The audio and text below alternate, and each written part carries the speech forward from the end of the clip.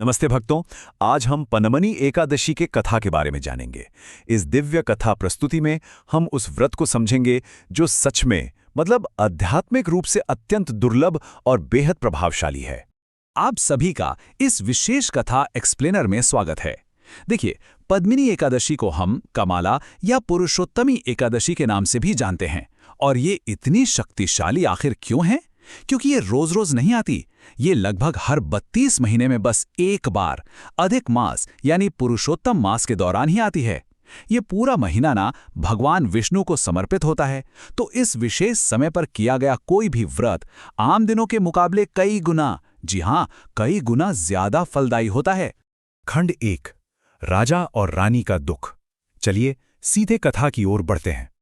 कथा शुरू होती है प्राचीन त्रेता युग से। एक बेहद प्रभावशाली राजा थे कर्तावीर्य। उनकी राजधानी थी महिष्मती और रानी थी पद्मिनी। अब सोचिए, महिष्मती का राज सिंहासन, धन, संपत्ति, शौर्य, सब कुछ था उनके पास। राजा की 1000 पत्नियां थीं, पर उन्हें एक श्राप मिला हुआ था। उनका कोई उत्तराधिकारी यानी कोई पुत्र नहीं था। एक राजा के लिए बिना उत्तराधिकारी के राज करना कैसा है?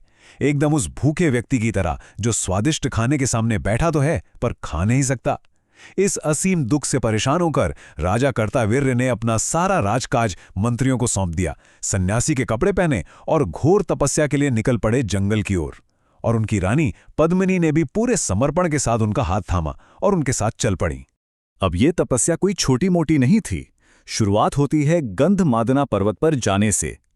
अगले 5000 सालों तक उन्होंने भगवान गधाधारा की, जो कि विष्णु जी का ही रूप हैं, उनकी घोर तपस्या की। और फिर देखते ही देखते 10,000 साल बीत गए। जरा कल्पना कीजिए, 10,000 साल। इस कड़ी तपस्या के बाद राजा का शरीर सूखकर बस हड्डियों का ढांचा रह गया था। पर हैरानी की बात यह थी कि इतना सब होने के बावजूद भी उन्हें पुत्र प्राप्ति का आशीर्वाद नहीं मिला। तो अब दिमाग में एक ही सवाल आता है, एक 10,000 साल लंबी तपस्या आखिर असफल कैसे हो सकती है? और इसका हल क्या था? अपने पति की ऐसी क्षीण हालत देखकर रानी पद्मिनी बेहद व्याकुल हो उठीं। उन्हें समझ आ गया था कि इस चुनौती का कोई ना कोई अत्यंत विशिष्ट आध्यात्मिक हल जरूर होगा। और बस उसी एक हल की तलाश में वो निकल पड़ी। खंड 2, माता अनुसुईया की सीख। रानी पद्मिनी उस समय की महान और ज्ञानी माता अनुसुईया, जो महर्षि अत्रि की पत्नी थी, उनके पास पहुंची। पद्मिनी ने पूरे विश्वास के साथ उन्हें अपनी समस्या बताई और माता अनुसुईया का दिव्य ज्ञान एकदम स्पष्ट था। उन्होंने बताया कि हर 32 महीने बाद आने वाले अधिक मास यानी पुरुषोत्तम मास के शुक्ल पक्ष में एक विशिष्ट एकादशी आती है। उन्होंने समझाया कि इस गुप्त और बेहद शक्तिशाली पद्मिनी एकादशी का नियम पूर्वक व्रत रखो और रात भर जागरण करो। श्री हरि जरूर, बिल्कुल जरूर आशीर्वाद देंगे। खंड 3, भगवान विष्णु का आशीर्वाद। माता अनुसुईया के बताए रास्ते पर चलते हुए पद्मिनी ने ये व्रत पूरी निष्ठा से किया। उन्होंने पानी की एक बूंद तक नहीं पी, यानी पूर्ण निर्जला व्रत रखा। पूरी रात जागकर भगवान के भजन गाए और खुशी के आवेश में नृत्य किया। उनकी इस असाधारण भक्ति को देखकर एक अत्यंत अद्भुत दृश्य उत्पन्न हुआ। सोचिए, महान गरुड़ पर सवार होकर स्वयं भगवान विष्णु वहां प्रकट हो गए। भगवान ने रानी से कहा कि पुरुषोत्तम मास उन्हें सबसे प्रिय है और इस महीने की एकादशियां तो उन्हें सबसे ज्यादा प्यारी हैं।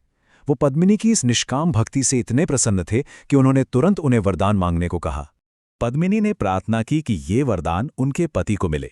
तो राजा कर्तावीर्य ने वरदान मांगा, एक ऐसा पुत्र जिसे कोई देवता, दानव, सांप या मनुष्य हरा ही ना सके, जिसे केवल स्वयं भगवान विष्णु ही पराजित कर सकें। भगवान ने कहा, तथास्तु, और वहां से अंतर्ध्यान हो गए। और इस तरह जन्म हुआ अत्यंत शक्तिशाली कर्तावीर्य अर्जुन का। वो इतने बलशाली थे कि उन्होंने आगे चलकर 10 सिर वाले दानव रावणा तक को युद्ध में हरा दिया था। ये सब उसी पद्मिनी एकादशी व्रत का ही तो प्रभाव था। खंड 4, पवित्र अनुष्ठान और व्रत की विधि। प्राचीन काल की इस अद्भुत कथा के बाद चलिए अब आते हैं वर्तमान पर। आज के समय में हम इन्हीं आशीर्वादों को प्राप्त करने के लिए इन पवित्र नियमों का पालन कैसे कर सकते हैं? तो सबसे जरूरी मुद्दा यह है कि व्रत के दिन क्या खाना चाहिए और क्या बिल्कुल नहीं। अनुमति किन चीजों की है? फल, दूध, सूखे मेवे, साबूदाना, मखाना, ये सब बिल्कुल ठीक हैं। और पूर्ण रूप से वर्जित क्या है? चावल, गेहूं, उड़द दाल, शहद और समुद्री नमक का प्रयोग पूरी तरह मना है। और हाँ, इस व्रत में प्याज, लहसुन या किसी भी तामसिक भोजन का त्याग करना अत्यंत आवश्यक है। आइए इस व्रत की दैनिक विधि को थोड़ा जल्दी से समझ लेते हैं। पहला कदम, ब्रह्मा मुहूर्त में उठकर स्नान करें। दूसरा कदम, भगवान विष्णु की पूजा करें। अब यहाँ एक पॉइंट खास ध्यान रखने वाला है। भगवान विष्णु को पीले फूल और तुलसी के पत्ते बेहद प्रिय हैं। तुलसी के बिना तो उनका कोई भी भोग एकदम अधूरा माना जाता है। तीसरा कदम, जागरण करना। पूरी रात भजन कीर्तन में व्यतीत करना सबसे ज्यादा फलदायी होता है। और आखिरी कदम, अगली सुबह पराणा मुहूर्त में पूरे विधि विधान से व्रत को खोलना। और देखिए, इन सभी नियमों के बीच आपके पास जो सबसे शक्तिशाली अस्त्र है वो है ये मूल मंत्र, ओम नमो भगवते वासुदेवाय। इस मंत्र का 108 बार जाप करने से न केवल मन को आंतरिक शांति मिलती है, बल्कि आपके आसपास की नकारात्मकता दूर होती है और एक अटूट आध्यात्मिक शक्ति का संचार होता है। खंड 5, मोक्ष का मार्ग। अधिक मास के दौरान पद्मिनी एकादशी पर व्रत करना सिर्फ एक कर्मकांड नहीं है। अगर हम ज्योतिष और आध्यात्म दोनों दृष्टिकोण से देखें तो चंद्रमा, जो कि हमारे मन को नियंत्रित करता है, उस पर इस व्रत का बहुत गहरा असर पड़ता है। यह सीधे मोक्ष की ओर ले जाने वाला मार्ग बन जाता है। इस अंक 32 को हमेशा ध्यान में रखिए। हर 32 महीने के बाद ही अधिक मास आता है और यह इस व्रत की दुर्लभता को दर्शाता है। यह ब्रह्मांडीय संयोग इतना ज्यादा अनोखा है कि इस समय में किए गए जप, तप और दान से आपके पिछले जन्मों के पाप और कर्मिक बाधाएं पूरी तरह से नष्ट हो सकती हैं। तो अब आप सभी खुद से एक सवाल पूछिए, ऐसे कौन से कर्मिक कर्ज या ऐसी कौन सी बाधाएं हैं जिन्हें आप इस दुर्लभ पद्मिनी एकादशी के दौरान त्यागना या अपने जीवन से मुक्त करना चाहेंगे? इस बारे में जरूर विचार कीजिए। ये आत्मचिंतन और आध्यात्मिक परिवर्तन का एक बहुत ही खूबसूरत अवसर है। आशा है कि आने वाले इस पवित्र व्रत का पूरा लाभ उठाया जा सकेगा। इस कथा यात्रा में हमारे साथ जुड़े रहने के लिए बहुत बहुत धन्यवाद।